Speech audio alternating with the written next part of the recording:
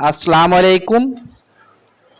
পুরুষ ও মহিলাদের মুখের যে কোনো ধরনের ব্রণ এবং ব্রণের দাগ ইনশাআল্লাহ 1 মাসের মধ্যেই সুস্থ। মুখের ব্রণ ও দাগ নিয়ে কোনো চিন্তা নেই।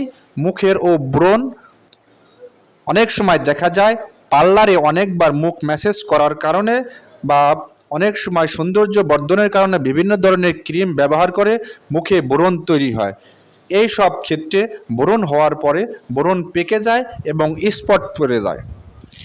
এই সমস্ত লক্ষণের জন্য আমাদের কাছে কার্যকারী চিকিৎসা আছে।